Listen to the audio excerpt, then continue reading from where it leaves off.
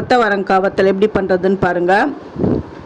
இது ஒன்ஸ் நீங்கள் செஞ்சு வச்சிட்டிங்கன்னா இது தயிர் சாதம், ரசம் சாதம், இல்லை கீரை சாதம், சாம்பார் சாதம் எல்லாத்துக்குமே இந்த டக்குன்னு பொரித்து எடுத்து சாப்பிட்லாம். அவ்வளோ நல்லது, உடம்புக்கும் ரொம்ப ரொம்ப ஹெல்த்தியானது. இது கொத்தவரங்காய் ஒரு 1.5 கிலோ 1 கிலோ உங்களுக்கு எவ்வளோ தேவையோ அவ்வளோ கொத்தவரங்காவை எடுத்து அதை நல்லா வாஷ் பண்ணிவிடுங்க. நல்லா சுத்தமாக கழுவிட்டு அதுக்கப்புறம் இதை வேக விடணும். எப்படி வேக விடணும்னா, ஒரு இட்லி பானையில் தண்ணி விட்டுக்கோங்க.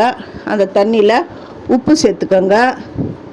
அதில் ஒரு அரைப்பதம் வேக வச்சுடுங்க. வேக வச்சு எடுத்துட்டு அது தண்ணியெலாம் இருந்ததுக்கு அப்புறமா ஒரு தட்டில் கொட்டிட்டு மஞ்சப்பொடி, உப்பு நம்ம வேக வைக்கும் பொழுதே உப்பு போட்டுட்டோம், அதனால் கொஞ்சம் பார்த்து உப்பு போட்டுக்கணும்.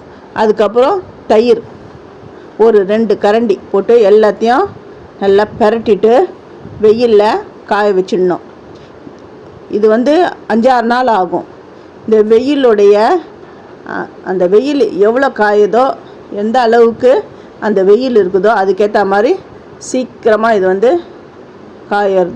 காஞ்சிடும். வெயில் கொஞ்சம் மிதமாக அப்படியே இருந்ததுன்னா அது காயறதுக்கு ரொம்ப லேட்டாக கூட ஆகும்.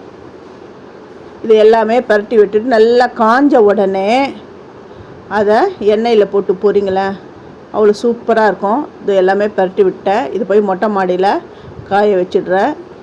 இந்த மொட்டை மாடியில் காயுது. காஞ்சிட்டோன்னு சத்தத்தை பாரு. நல்லா காய வச்சு எடுத்துன்னு வந்துட்டேன். இதை பாருங்கள், அப்படி சவுண்டு கேட்குது பாருங்கள்.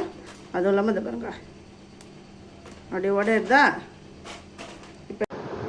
இப்போ இதை பொரித்து காட்டுறேன் பாருங்கள். எண்ணெய் நல்லா காஞ்சிடுது. காஞ்ச உடனே கொஞ்சம் கொத்தவரங்காய் போட்டு நான் பொரிச்சிருக்கேன் பாருங்கள். இதோடைய ஃபுல் வீடியோ வேணுன்றவங்க என்னுடைய சேது சித்ரா கிச்சனில் போய் பாருங்கள். ரிலேட்டட் வீடியோஸாகவும் நான் இந்த ஷார்ட்ஸில் கொடுக்குறேன், போய்ட்டு பாருங்க. தேங்க்யூ.